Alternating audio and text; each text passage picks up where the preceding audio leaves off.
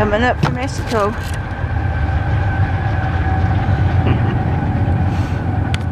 We're going to be running across that border one of these days. How would they like that? There won't be no jobs up here. Yeah. We're down there to get a job. And we're only about, what, about 2 hours from Mexico? Yeah, that's been going on a long time. I think it's going to get more so. That's a good example of sometimes the wanting is better than the having. Yeah. Well, if they open them borders up, El Paso is going to be flooded. I don't know what's going to happen when all them people come this way, if they do. I wish Biden had a house down there so that all them people come by. Live down there. Yeah, he should be living down there. I know a lot of Spanish-speaking people in this area, and every one of the ones that ever said anything to me about that, for 30 years now, they don't like the illegals coming across either. They had to work their way across on visas and legally. And I know a lot of people that their folks come legally, and they don't like that illegal stuff because it takes their jobs. You don't know who's coming across that border. The ones that want it is the super rich for cheap labor, mowing their lawns and clipping their shrubs. And voting Democrat. And voting for Biden. Yeah.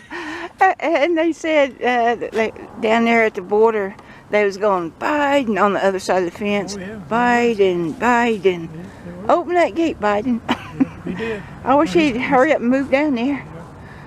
Now they're going to leave all that material laying on the ground to rust, I guess. Yeah, I don't know. It's a mess. It's a crazy world. People, you know, when we was kids, we used to watch movies with these mad scientists. we got a lot of them. There is such a thing. There is. There's a bunch of them now.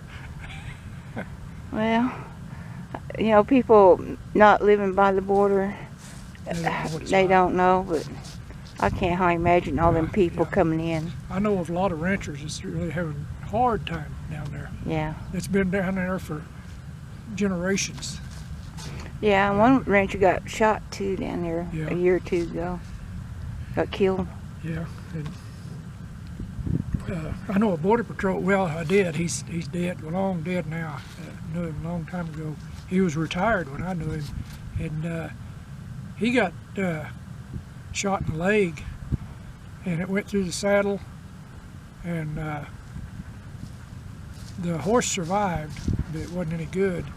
But when he retired, they gave him the saddle. Horse trailer? Yeah.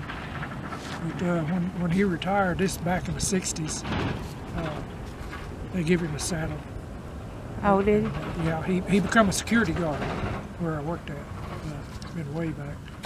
And but they used to, well, they still do it in relays, but they used to ride a good ways along the border and have somebody else at another checkpoint or something. I know of one fella around here, or north of here, his daughter works down there. And what I was told, she had to, she has a dog with her, and she had to do a test of carrying that dog a certain distance in case it gets hurt on foot. I don't know that she rides a horse or how she does it, whether it's on a vehicle or what. I didn't ask her father. I know her father. But, we were going to make some trips down along the border several years ago, and it was getting bad then. Back 25 years ago, it was the drug stuff was dangerous, and there's a a ranch down there. The Nature Conservancy bought it several years ago, but it was at one time it stretched on both sides of the border. It's called the Gray Ranch. But it's it was, I don't know what it is now, but it was a real pristine area. Low mountains, not as high as these here, but probably 5,000 to 6,000 feet. mountains. A whole mountain range was inside that ranch, and there was what I was told by a local in that area. There was jaguars on that ranch that still come up from Mexico, and a lot of stuff that used to be indigenous in the southern states and the southwest that they kind of been hunted out. But they were in that, and we were going to ride it, do a trip in there for a week or so. But it was getting bad then. That's been 25, 30 years ago. Because the fellow that I know used to be around there, he was a retired railroad agent. He grew up down there by that ranch, and he knew the people, the ranch manager, and before the Nature Conservancy had it. He got permission for me to go down there, and we messed around for a year or so. You just have to plan things. I was still, we were still both working, and couldn't get away for long periods of time. But by the time I did want to do it, the drug stuff was real bad coming across the border, and I thought, well, I don't want to go down and fight them people. And there was a lot of shooting going on. And then the Nature Conservancy's got it now, and I don't know if they'll let anybody in there because it's classified, or it was, the most pristine, what you might call, it wasn't an official wilderness, I don't think, but the most pristine mountain range in the lower United States. Comparable to Alaska in the way the mountains are up there. Where there's, it just hasn't been, the owners for generations, they didn't let anybody in there to hunt. They run cattle in there, and they probably hunted, but they didn't let it get trotted on much, and I just wanted to see it before it was gone, but we just didn't get around to it. But it's dangerous down there along that border now. It's mostly, you know, not just necessarily illegal immigrants, but the drugs.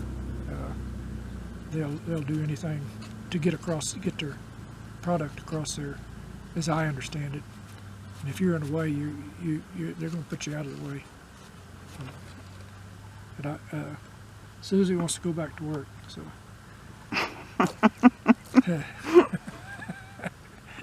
Yeah. Well, I guess I got to go back to work. We got to pick up some more wood. Yeah. It was nice to take a rest That's all break. the griping I got for one day. Yeah. Yeah, it was a rest break anyway. We had to keep an eye on the tires so it won't get too heavy. And we brought them racks, so Bill's getting some more wood. And we got to get a lot of sticks out of the way. We're going to take them home too later. So thanks for watching. Bye.